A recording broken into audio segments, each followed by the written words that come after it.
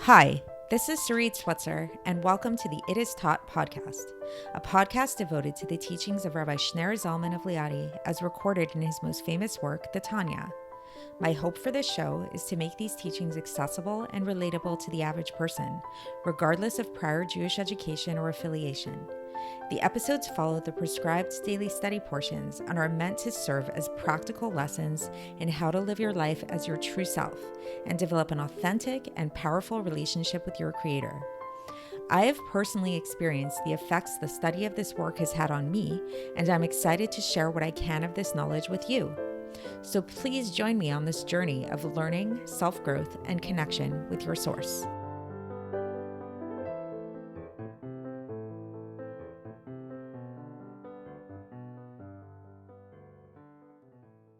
Hi, and welcome to the It Is Taught podcast. This is episode 506 for the 21st of Nissan in a regular year. This is the episode for Shvi Shel Pesach, which is a Yom Tov, so I am pre-recording this episode before the holiday, and I hope that you are all having a wonderful Pesach so far. So if you have any children, or if you have ever been around children, then you most likely have become aware of the phenomenon that children often assert that they want certain things that are really not good for them. And that if they knew better, they wouldn't want them at all. And that deep down, they actually don't want them at all. And that's why it's good to have parents. That's why it's good to have adults in the room, right? So children often will ask for too much candy. And then if we gave them all the candy that they want, they'd end up feeling sick. Or they want to stay up till all hours of the night. And only then to the next day, then they're just going to be a mess because they didn't get enough sleep if we didn't force them to have their bedtime. And the truth is, this doesn't obviously apply to children. Maybe many of you are already thinking that, hey, no, wait, that's not only children, that's me as well. Maybe you overeat to the point of feeling nauseous and sick and really regretting that decision. Maybe you stay up all night watching YouTube videos and then wake up the next day feeling really gross and disgusting. And yeah, I mean, this is basic struggle of life, is that we go through life and in the moment we feel like that we want something when truly that's not our actual desire. So it's a funny thing being human, is that we have these desires, these impulses, and in the moment, it feels very real that this is really what we want. But the truth is, desire has many layers to it, and we have many layers to ourselves too. We have different parts of ourselves. So we've spoken about the animal soul, the godly soul, and different levels of consciousness that we have of each at different times. So, what we've been discussing in this chapter, we started speaking about this yesterday, is we're in the middle of chapter 41 of Likkutei Amarim, is this idea of really cultivating an intention in serving God towards uniting our souls with the source of all the souls, and ultimately uniting the source of all Jewish souls with their source in God.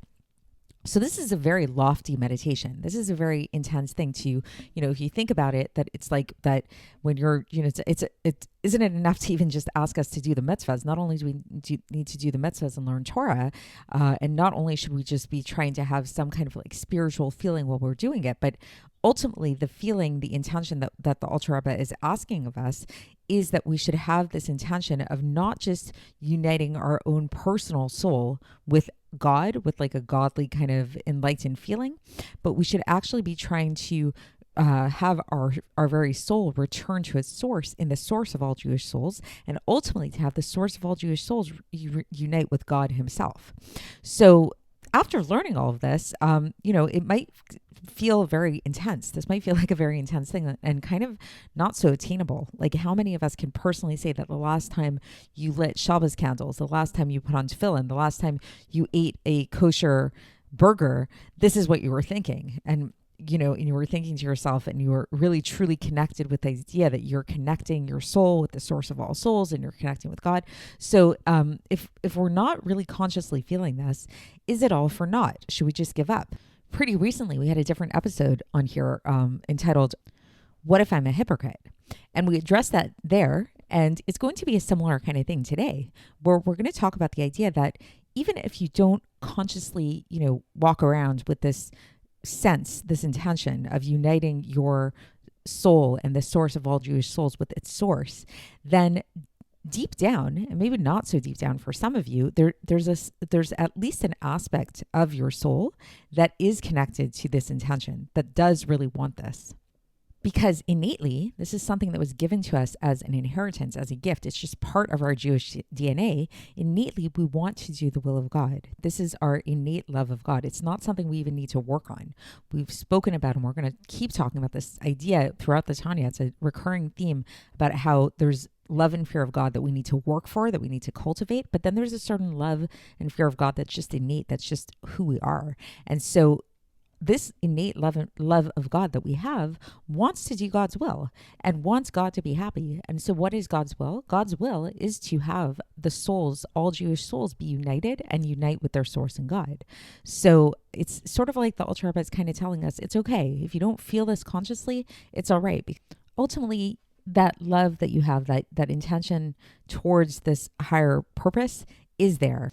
And, sometimes just being aware that this sensation, this feeling is there within you can kind of wake you up and kind of wake it up within you. Just like if you kind of have this like awakening moment, like I know I'll have this experience sometimes if, let's say I wake up in the morning and then I haven't eaten until like early afternoon, and then I start to get really, really, really hungry, and I immediately crave chocolate or carbs or something sweet, something along those lines that going to give me this boost of energy.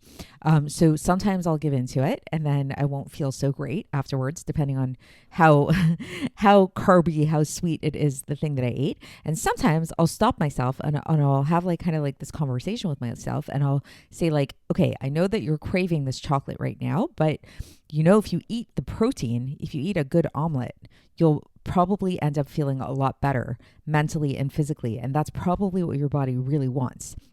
And sometimes that voice actually wins. And so then I'll go and instead of eating the chocolate, I'll actually go and make an omelet for myself or a hard-boiled egg or something along those lines. And lo and behold, that's actually what my body really wanted. So it's good sometimes to become aware of the fact that what we think we want and what we really want are not always the same thing. And so it's good to kind of cultivate the awareness of our true desires, which are actually a lot holier sometimes than we might realize that they are. So with that being said, let's get into the text. And once again, we're in the middle of chapter 41 of Likkutei Amarim. So the Alter Rebbe begins by telling us that, nevertheless, in order for this intention to be true and authentic in one's heart, meaning that their heart really desires truly and authentically for this supernal unity, there needs to be a great love of God in their heart for only God in an exclusive way, to do nachas, like to bring great pleasure to Him, only to God, and not for the sake of themselves. Not like there should not be any selfish motive here at all. And now here the Alter Rebbe cites Ram Nehemna to explain this idea, the level of the love that a person needs to have in order to be at this level is that it needs to be like, and this is taken from chapter 10 of Ram Nehemna, where it says that he needs to be like a son who strives for the sake of his father and mother, whom he loves more than his own body and soul. So the Alter Rebbe here is really emphasizing the deep love that a person needs to cultivate in order to be at this level of having this intention of really coming to this place of unity with God. So this is addressing, so just to bring it back to the intro of bring it together and explain this a little bit better, this is addressing the fundamental resistance that a person might have to this idea, where this all sounds nice and good, that we want to unite with God, we want to make our intention be towards uniting with God and uniting our souls with the collectivity of all souls and everything.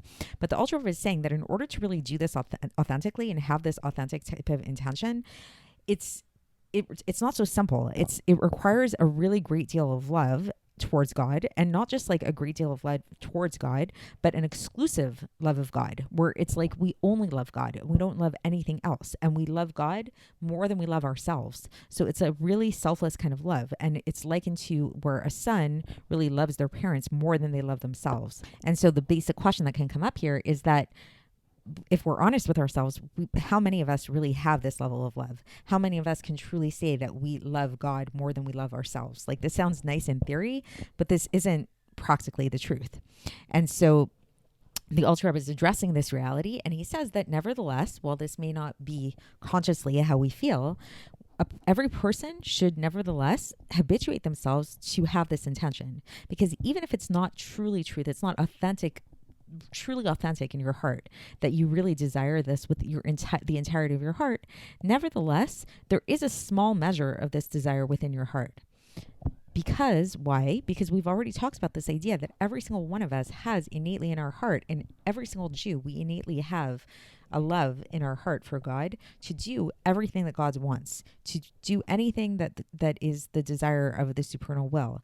And this unity is God's will. This is part of God's will, meaning to say this unity that happens in the world of Atzilus, which is in the highest world that we've discussed previously, that happens through this arousal from below, through the uniting of our godly souls and it becoming subsumed and encompassed in the light of God that is vested within the Torah and mitzvahs that a person is involved in, and that they should become really, really one, like really united, as we talked about before. Because through this, we are able to unite also the source of the Torah and mitzvahs, which is God, with the source of his godly soul, of a person's godly soul, which is called the Shekhinah. The Shekhinah, again, is the source of all of our souls, which are in the categories of Mamalik Kalamin, fills all the worlds, and Soviv Kalamin, transcends all the worlds, as is explained deeper at length in another place. So the Alter Rebbe doesn't really get into this too much, but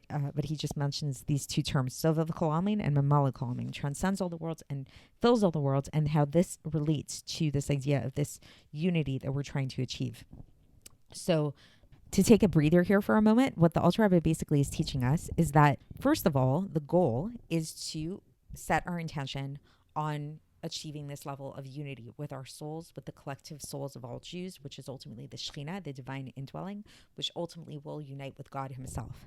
However, the Alter Rebbe acknowledges the true reality, the harsh reality, which is that this level of intention, of having this type of intention, a prerequisite for this is to have such a sense of deep and overwhelming love of God, where a person loves God more than they love themselves, where they only love God. It's a monogamous type of love of God, exclusive love of God.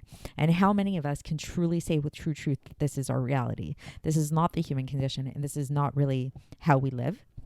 And the Alter Rebbe acknowledges this, and he says that's okay. And he says, nevertheless, we should still habituate ourselves to have this kind of intention. Why? Because deep down in truth, every single one of us has a godly soul that's embedded inside of our hearts. And this gives us a sense of innate love of God, that we are born with at birth. So we actually do have this, and we actually do ultimately, our true desire is to do the will of God. And part of God's will, part of God's supernal will, is to have this unity, is to have all these levels connect our souls with the collectivity of all Jewish souls, with the divine indwelling, with God himself. So since this is ultimately God's will, and since ultimately every Jew wants to deep down perform God's will, this is ultimately our will. So the more we habituate ourselves to have this intention, this will get us more in tune to this will. And there is something authentic to it, even if it might not feel 100% authentic on every level. So that's the end of the section for today, and we'll continue along these lines tomorrow, and I will speak to you then. Thanks for listening to the It Is Taught podcast, hosted by Sarit Switzer. This podcast is dedicated in loving memory of my maternal grandfather, Avraham Yitzchak ben Binyamin HaKohen of blessed memory. Music by Shoshana. If you enjoyed this episode and would like to support the show, please share it with others and subscribe on YouTube, Apple iTunes, Spotify, or wherever you listen to podcasts. And make sure to leave us a 5-star review. To find out more about the It Is Taught project, including more information on my soon-to-be published book, please visit our website, itistaught.com.